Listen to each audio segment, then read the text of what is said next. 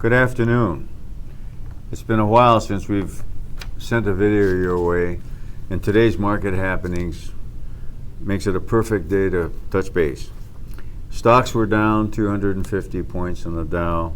Bonds were down sharply. The dollar was down over 2% in foreign markets.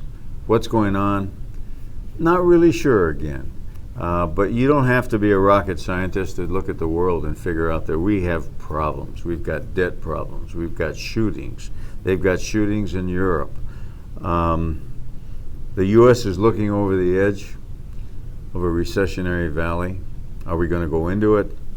So is Europe, and for sure Brazil and China are having problems with a recession right now. There's severe slowdown around the world, not to mention the Middle East, with fighter jets flying around, not sure who's getting shot down, who's not getting shot down, and why. The world's in turmoil. It's easy to be frightened. We are. There doesn't seem to be rhyme or reason or any positive to grasp a straw with.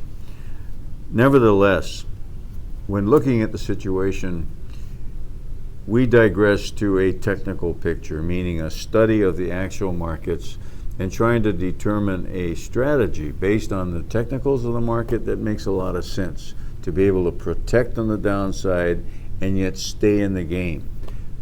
Because we believe that we're within a year of an election which could represent a complete change in policies, direction, regulations in this country. If that is the case, this thing is a moonshot. It could go straight up. In fact, it wouldn't be shocking, this being Thursday, that by Monday morning the picture looks indeed positive.